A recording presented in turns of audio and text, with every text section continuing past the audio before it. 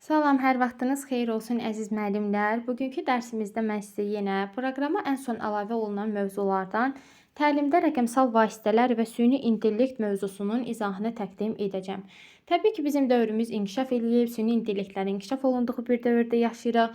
Bu kimi mövzuların proqrama əlavə olunması gözlənilən idi. Bəs təlimdə rəqəmsal vasitələr deyəndə nə nəzərdə tutulur burada? İKT vasitələrindən düzgün şəkildə istifadəsi nəzərdə tutulur.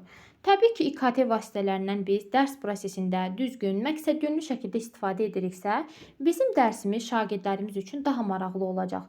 Dərsdə şagirdlərin daha fəal şəkildə iştirak etdiyini görəcəyik. Yersiz vaxt itkisinin qarşısını almış olacağıq və sairə kimi üstün xüsusiyyətləri var. Təbii ki, üstün xüsusiyyətləri çoxdur. Onları indi dərsi izah etdikcə mən sizə vurğulayacağam. İlk əvvəl rəqəmsal təlim nədir? Onun haqqında izah vermək istəyirəm sizə.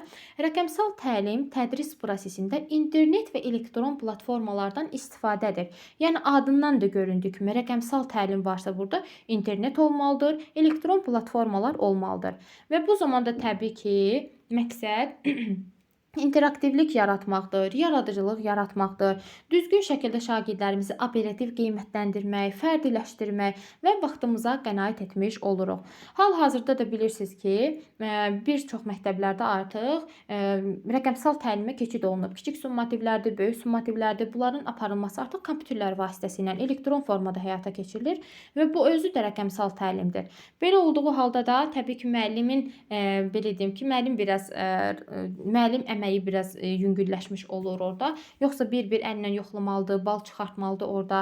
Yəni artıq avtomatik sistemdə o testi işləyəndə avtomatik orada şagirdin nəticəsi də göstərilmiş olur və belə olduğu halda müəllim əməyi biraz yüngülləşmiş olur. Əlavə kağız resurslarına istifadə etməmiş oluruq.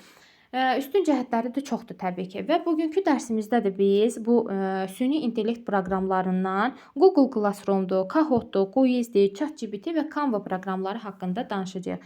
Təbii ki, süni intellekt proqramları çoxdur. Bəlkə siz də bir çoxlarını tanıyırsınız, amma bizim proqrama əlavə olunanlar bunlardır. Və baxaq indi burada yazılanlara. Deyilir ki, Google Classroom, Kahoot, Quiz, Canva proqramları, ChatGPT süni intellekt əsaslı platformalar dərs prosesini təşkil etmək, dərs resurslarını yaratmaq, qiymətləndirmə aparmaq və oyun elementləri ilə motivasiya etmək üçün geniş şəkildə istifadə olunur. Bu alətlər müəllimə tapşırıqları strukturlaşdırmaq, dərhal rəy vermək, şagirdlərin iştirakını izləmək və fərqli səviyyəli şagirdlər üçün fərdiləşdirilmiş tapşırıqlar hazırlamaq imkanı verir. Yəni bayaq mən sizə dediyim kimi rəqəmsal təlimin məqsədləri təbii ki, burada artıq operativ qiymətləndirmə, fərdiləşdirmə, vaxtımıza qənaət, interaktivlik, yaradıcılıq kimi xüsusiyyətlər ön planda tutulur. Və bir də bunu qeyd etmək istəyirəm ki, baxın deyilir ki, süni intellekt təlimdə istifadəsi heç vaxt məqsəd deyil, vasitə olmalıdır. Yəni biz məqsəd kimi sırf süni intellektdən təlimdə istifadəsini məqsəd kimi götürməməliyik. O sadəcə vasitə olmalıdır. Yəni onlardan istifadə edərək şagirdlər tənqidi, analitik təfəkkürü inkişaf edə bilər, rəqəmsal savadlılığı inkişaf etdirə bilərik şagirdlərdən. Yəni şagirdləri texnologiyadan istifadə edən, amma ondan asılı olmayan, şüurlu öyrənənlərə çevirməliyik. Yəni şagirdlər texnologiyadan asılı olanlara çevirməməlikdə, yəni sırf o platformalardan asılı olmamalıdır şagirdlər. Yəni onlardan düzgün şəkildə, məqsədyönlü şəkildə, şüurlu şəkildə istifadə edib, tənqidi, analitik təfəkkürünü inkişaf etdirən, rəqəmsal bacarıqları inkişaf etdirən fərdlərə çevirməliyik biz. Və burada dediyim kimi bir sıra platformalardan biz danışacağıq. Birincisi burada gəlir Google Classroom. Google Classroom nədir? Gəlin bunun haqqında mən sizə ümumi şəkildə, sadə şəkildə izah verim. Amma Time kitabında da verilmiş fikirləri belə deyim ki, ətraflı şəkildə oxuyarsınız. Orada da ətraflı şəkildə məlumat verilib. Deməli, Google Classroom onlayn sinif idarə etmə bir platformasıdır. Burada müxtəlif tapşırıqları paylaşmaq, qiymətləndirmə aparmaq, materialları yükləmək, şagirdlərimizlə ünsiyyət qura bilirik, rəyin verilməsi mümkündür. Düzdür, biz hal-hazırda bu Google Classroom platformasından Azərbaycanda o qədər də istifadə olunmur. Bizdə daha çox buna oxşar proqram, bilirsiniz hansıdır? Teams proqramı. Yəni biz daha çox Azərbaycanda Teams proqramından istifadə edirik. Adi koronavirus dövründə də yadınıza gəlirsə, onlayn şəkildə dərslərimizi biz Teams platforması üzərindən ilə tədris eləyirdik. Yəni bu platformaya oxşar platforma bizdə Teams proqramıdır. Yəni bir sıra funksiyaları ondan üst-üstə düşür, oxşarlığı var. Teamsdə biz necə ki hər fən üçün ayrı-ayrı otaqlar yaratmışdıq orada. Burada da həmçinin eyni ilə bu formada aparılır. Yəni bu platformadan da müxtəlif dərslərdə məsələn şagirdləri eyni zamanda dərs videolarını izləyə bilər. Həm canlı formatda keçirmək mümkündür bu canlı dərsləri keçmək mümkündür Teamsdə olduğu kimi. Eyni zamanda da burada videoları da izləyə bilir şagirdlər. Dərsin izahını biz yükləyə bilirik orada. PDF-ləri yükləyə bilirik. Test izahıdır, onlayn sınağın nəticəsini məsələn şagird onlayn sınağı işləyir orada. Anında onun nəticəsini görə bilir. Həmçinin də müəllim də onun nəticəsini izləyə bilir. Yəni şagirdin nəticəsini müəllim də o tərəfdən görə bilir ki, ona istiqamət verir, rəy verə bilir, ünsiyyət yaranır müəllimlə şagird arasında. Yəni bu formada bir aktiv platformadır. Həm də bunun bir xüsusiyyəti də var. Mən hal-hazırda ümumi şəkildə bu platforma haqqında sizə məlumat verirəm.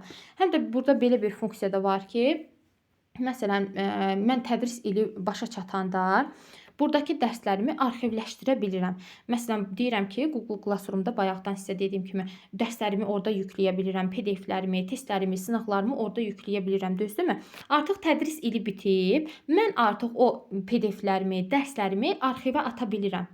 Həmin o mövzular oradan arxivə atanda silinmir. Hamısı qalır, sadəcə arxivləşdirirəm və növbəti tədris ildə təzədən mən onları arxivdən çıxardıb, yenidən istifadə eyni sistem üzrə ardıcıl şəkildə dərslərin izahları, testlər, sınaqlar falan onları mən orada təzədən ardıcıl şəkildə istifadə edə bilirəm.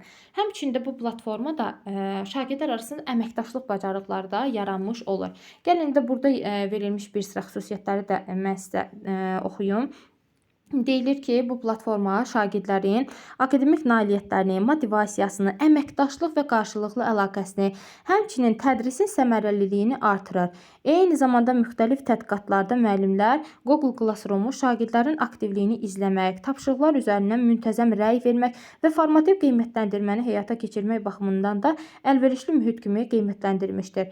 Google Classroom şagirdlərə rəqəmsal mühitdə resurslara çıxış, fayllarla işləmə, onlayn əməkdaşlıq, öz işini vaxtında təqdim etmə kimi 21-ci əsr bacarıqları vərdişlərdə qazandırır. Eyni zamanda müəllimə rəqəmsal savadlıq, özünü idarə etmə, məsafədən əməkdaşlıq, məsuliyyətli onlayn davranış kimi bacarıqları da dərs prosesinə sistemli şəkildə inteqrasiya etmə imkanı verir. Elə mən sizə ümumi şəkildə bunun haqqında məlumat verdim, əsas xüsusiyyətləri haqqında danışdım. Bunları da yadda saxlayarsınız və kitabdan da ətraflı şəkildə oxuyarsınız ki, əlavə məlumatları da yığmaq üçün. Bir də Google Classroom formativ qiymətləndirmə və rəy zamanında əlverişli üsullardan biridir. Bu öyrənmə prosesi əhəmiyyətli dərəcədə dəstəkləyir. Müəllim tapşırıqlar üçün rubriklər hazırlaya bilir, sənədlərin üzərində müxtəlif şərtlərdə konkret səhv nailiyyətləri göstərə bilir. Və burada şagirdlər də müxtəlif quizlərdən də istifadə edərək mini testlər keçirib nəticəni dərhal şagirdlə paylaşa, gecikən və ya zəif nəticə göstərən şagirdlər isə ayrıca əlavə materialı göndərməklə formativ qiymətləndirmə prinsipləri həyata keçirilir. Bir də bunu qeyd edim ki, əsas vacib olan xüsusiyyətlərdən biri Google Classroom-da müəllim tapşırıqları bütün sinifə deyil, seçilmiş şagird qruplarına da təyin etməyə imkan verir. Məsələn, burada da görürsünüz, bunun xüsusiyyətləri görürsünüz, şagirdlər hamısı eyni anda qoşulur. Yəni ki, bəzi şagirdlər var ki, orada zəif oxu bacarığı var. Yəni zəif, yüksək biz bilirik də, yəni potensialları eyni olmayan şagirdlər var. Yüksək potensiala malik, zəif potensiala malik şagirdlər var. Yəni biraz zəifliyi olan şagirdlər üçün artıq əlavə şəkildə materialları onlar üçün göndərmək imkanı da bu platformada var. Zəif oxu bacarığı olan şagirdlərə sadələşdirilmiş mətn və əlavə izah, yüksək səviyyəli şagirdlərə isə daha çətin və açıq tipli tapşırıq vermək mümkündür. Bu funksiya bir sinif daxilində fərdi ehtiyacları nəzərə alıb, təlimi diferensiallaşmağa da şərait yaradır. Təbii ki, biz artıq hər bir şagirdin fərqli xüsusiyyətlərini nəzərə ala biliriksə, təbii ki, burada diferensiallaşmanı da həyata keçirmiş oluruq. Yəni bir sözlə bu Google Classroom proqramında Teams proqramında olduğu kimi hər fən və ya sinif üçün ayrı-ayrı siniflər yaradılır. Hər fənlər üzrə ayrıca belə deyim ki, mövzular falan, dərs izahları, testlər, sınaqlar, ora PDF-lərimizi yükləyə bilirik. Şagird sınağı işləyəndə, onlayn sınağı işləyəndə anında orada nəticəni də görə bilir. O tərəfdən müəllim də onu izləyə bilir. Anında istiqamət də verə bilir, rəy də verə bilir şagirdə.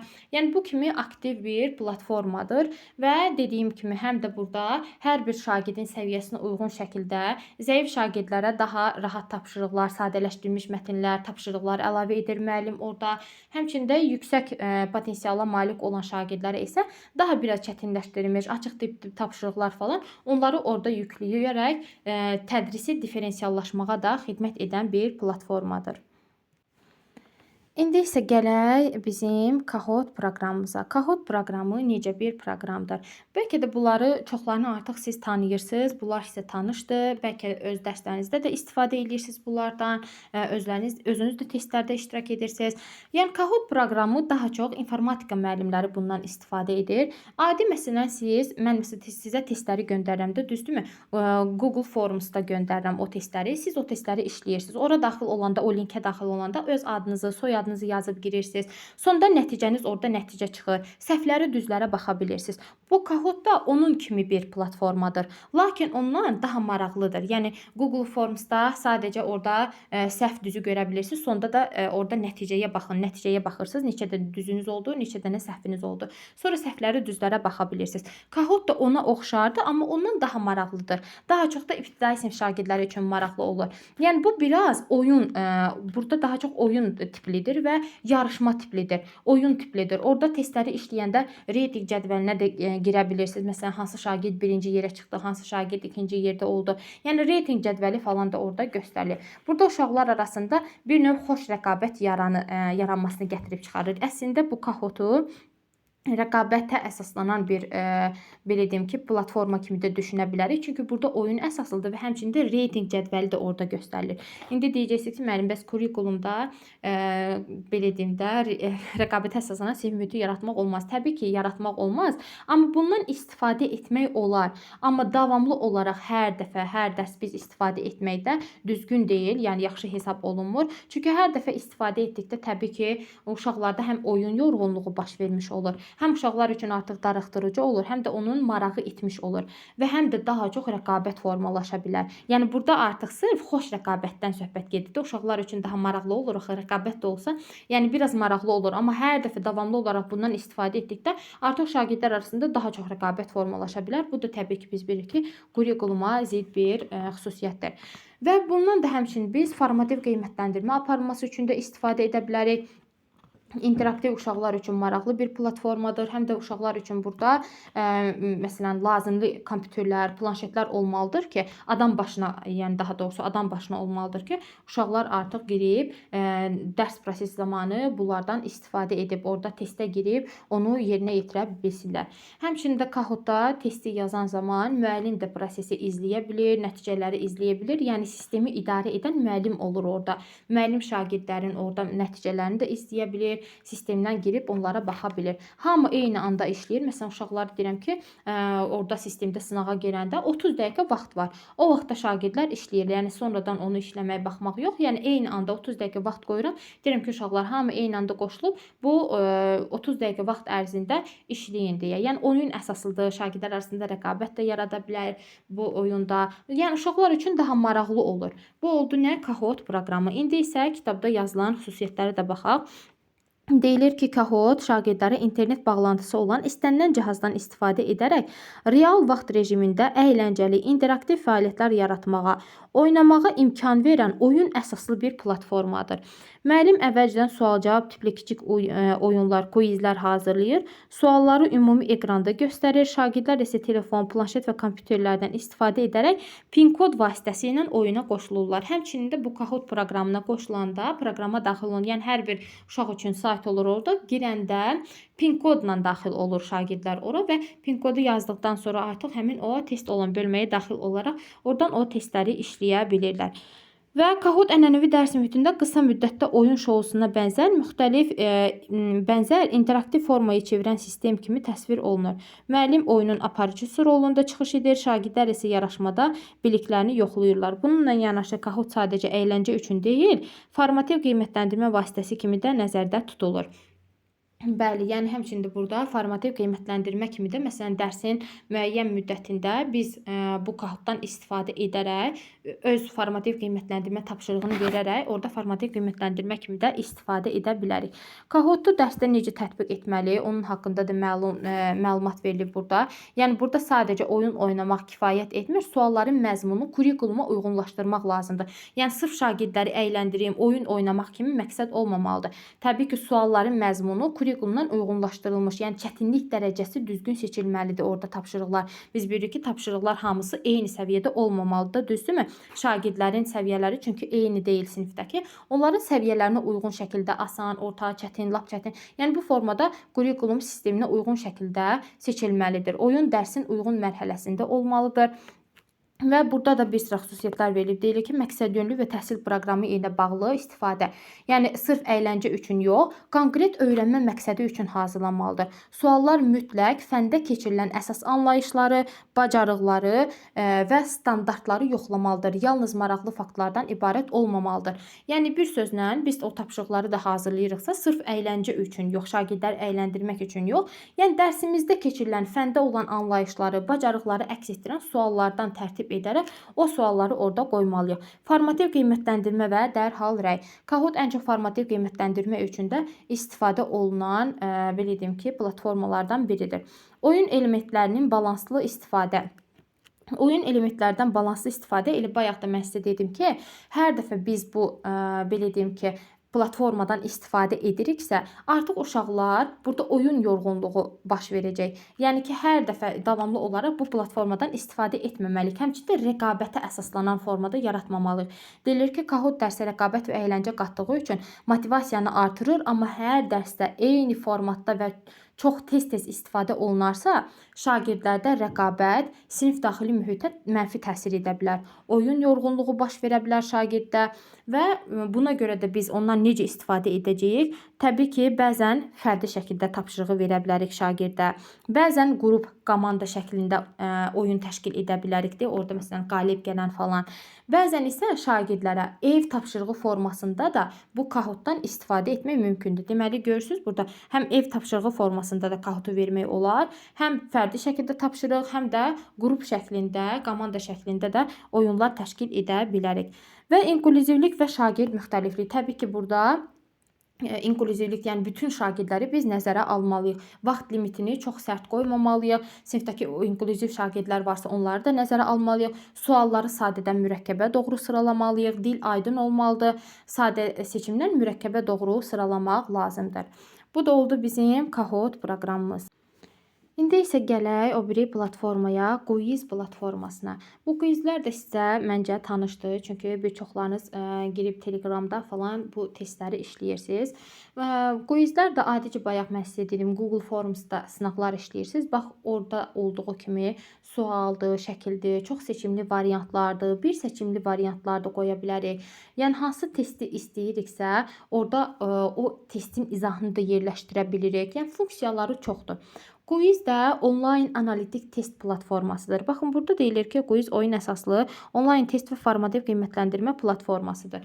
Burada da oyun əsaslıdır, amma bu, belə deyim, Kahoota baxan biraz onlayn analitik test formasıdır. Yəni Kahoot daha çox oyun tipli, əyləncə formasında, uşaqlar orada rəqabətə girir, əylənirdi, oyun tipli test tapşırığıdır. Burada quizdə isə daha çox analitik tipli. Yəni burada sırf oyunlarla, əyləncə ilə yox, daha ciddi bir prosesdir. Düzdür, oyunlarla yazılıb, amma əyləncə xarakteri daşımır da. Burada daha ciddi bir prosesdir. Bundan biz həm formativdə də, summativ qiymətləndirmə zamanında istifadə edə bilərik. İmkanları isə şagird öz vaxtına uyğun şəkildə də cavablaya bilər.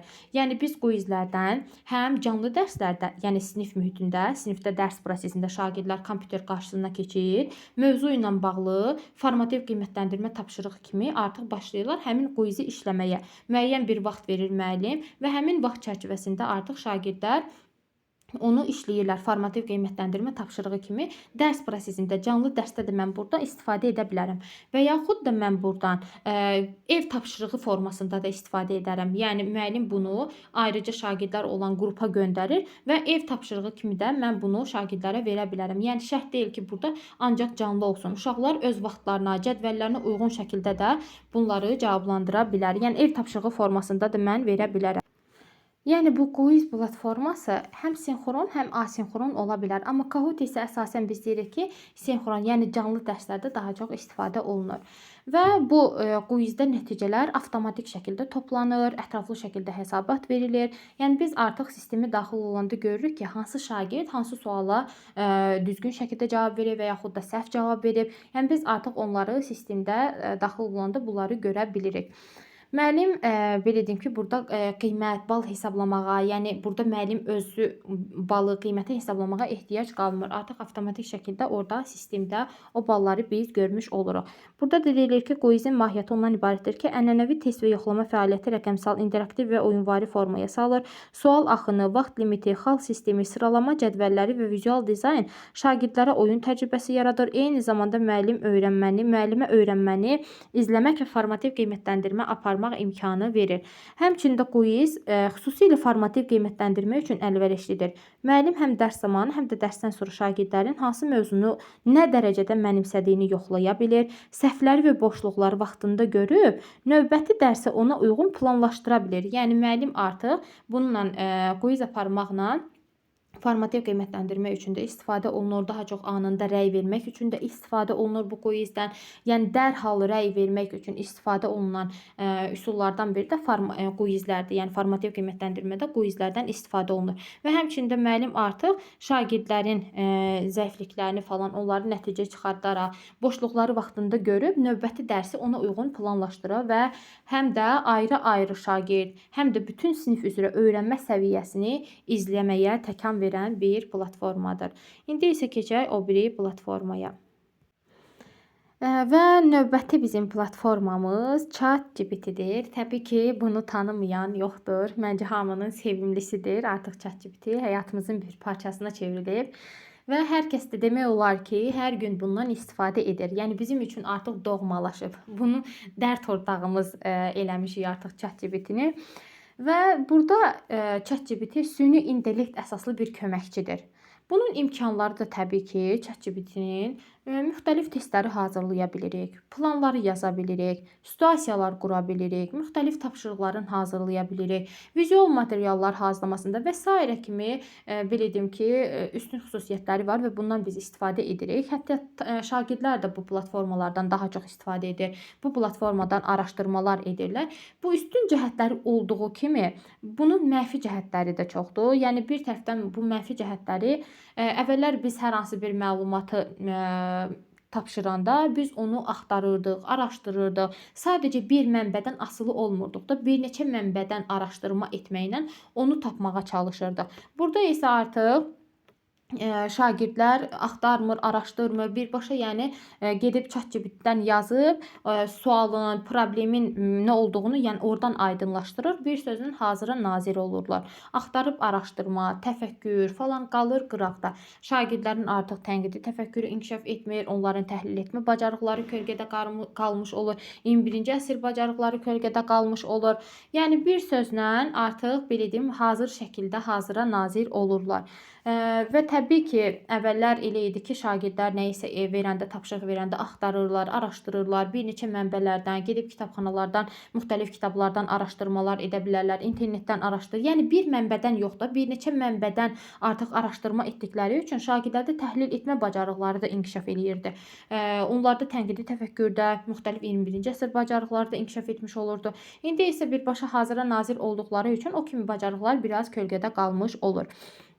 Və burada təkcə belə deyim ki, bu ChatGPT-də təkcə mətnlərdən yox, müxtəlif şəkillərdir, videolardır, portretlər, PDF-lər hazırlamasında da istifadə olunur. Amma daha çox mətn tipli tapşırıqlara üstünlük verilir bu ChatGPT-də.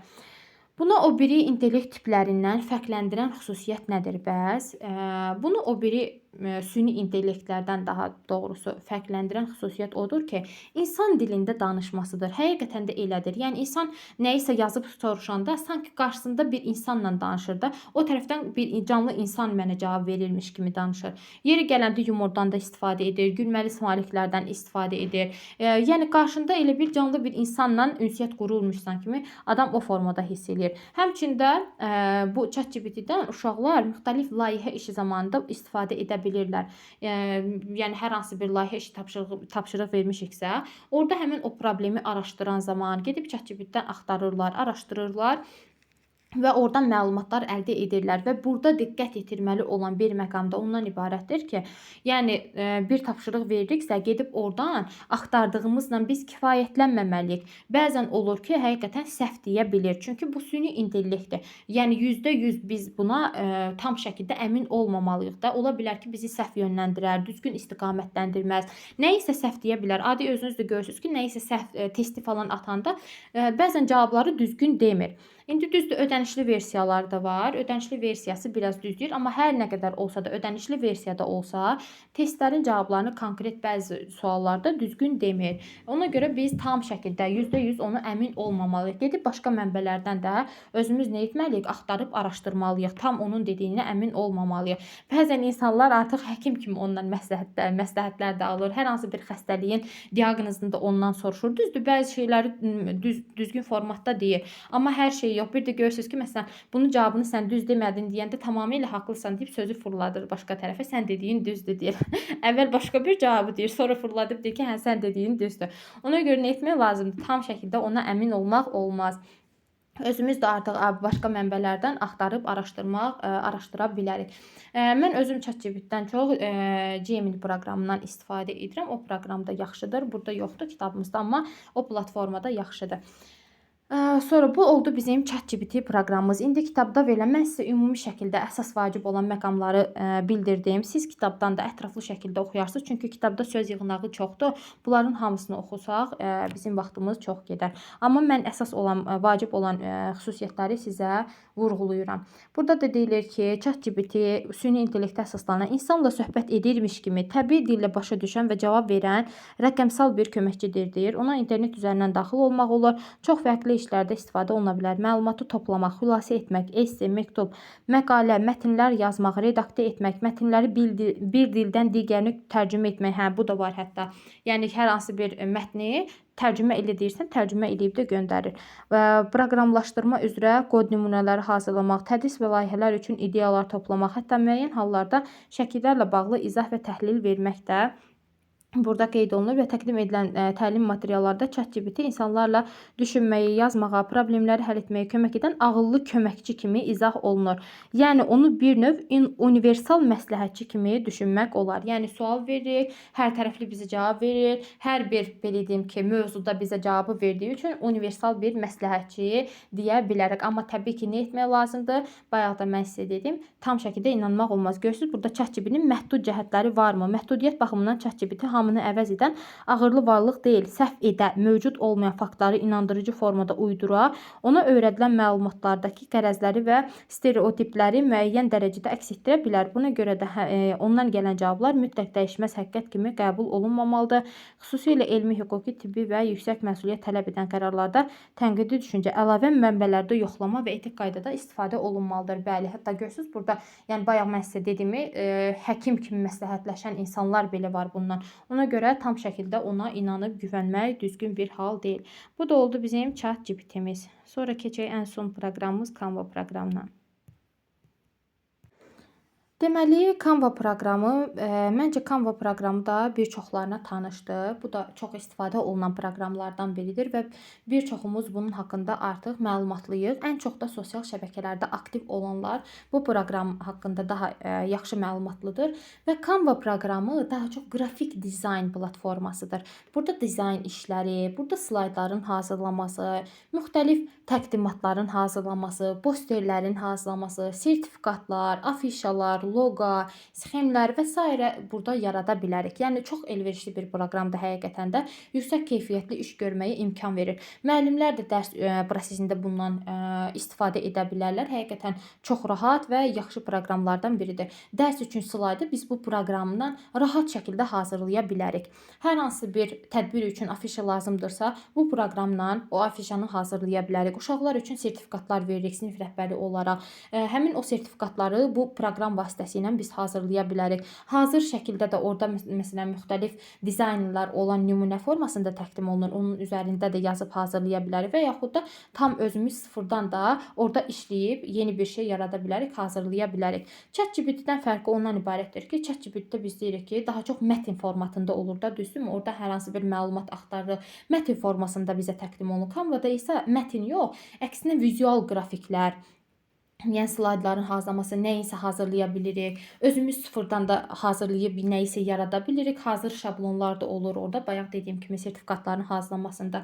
Yəni bir sıra üstün xüsusiyyətləri olan çox yaxşı proqramlardan biridir Canva proqramı və burada da verilmiş xüsusiyyətlərə də baxaq. Deyilir ki, şagird müəllim fəaliyyətinə uyğun zəngin dizayn imkanları ilə seçildiyinə görə ən çox istifadə olunan platformalardan biridir. Sadə və rahat istifadəyə malik quruluşu sayəsində müəllimlərin dizayn bacarığına ehtiyac duymadan yüksək keyfiyyətli vizual resurslar yarada bilirlər. Təbii ki, orada dediyim kimi hazır şablonlar olduğu üçün rahat şəkildə müəllimlər girərək orada öz belə deyim ki, lazımlı olan slaydları falan hazırlaya bilirlər. Və burada da onun üstün cəhətləri də vurğulanıb və təlimdə Canva-dan istifadə istiqamətləri, yəni dərsin izah hissəsi üçün müxtəlif slaydların hazırlanması, interaktiv qrafiklər, sxemlərin yaradılması üçün istifadə etmək olur. Qiymətləndirmə üçün rubriklər hazırlaya bilərik. Formativ qiymətləndirmə vərəqləri, çıxış bilet nümunələri, özünü qiymətləndirmə kartları istifadə edilə bilər. Sonra şagird fəaliyyətləri üçün müxtəlif fəaliyyətlərə cəlb olunmaqla Canva-dan məqsədyönlü istifadə edə bilər. Poster zamanı, oxu zamanı, xəritə, layihə təqdimatı, qrup işi nəticələrinin vizual təqdimatı zamanı nə isə hazırlamaqda istifadə edə bilər və inklüziv təhsil üçün istifadə. Təbii ki, burada da Canva istifadəçilərə əlçatan şriftlər, yüksək rəng konstraktı, oxunaqlı və sadə dizayn alətləri ilə təmin etdiyi üçün hər kəsin iştirakına imkan yaranmış olur. Yəni biz bilirik ki, inklüziv təhsilə malik olan uşaqların müxtəlif rənglərdən, dizaynlardan falan hər tərəfli orada slaydlardan, rənglərdən istifadə olunduqda biz inklüzivliyi də təbii ki, təmin etmiş oluruq. Bu da oldu bizim Canva proqramımız. Biz bugünkü dərsimizdə süni intellekt proqramlarından danışdıq.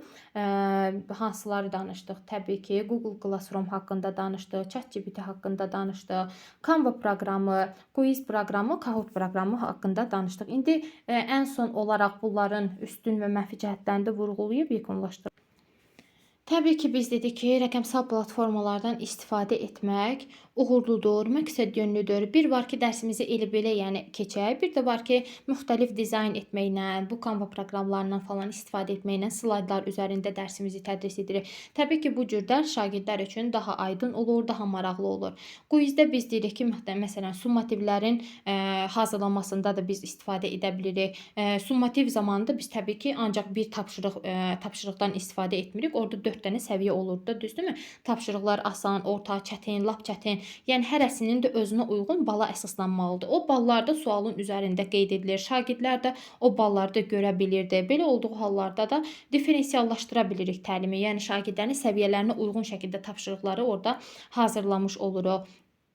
Classroom-da biz dedik ki, məsələn, zəif nəticə göstərən şagirdlər üçün ayrıca materiallar yükləmək olur orada.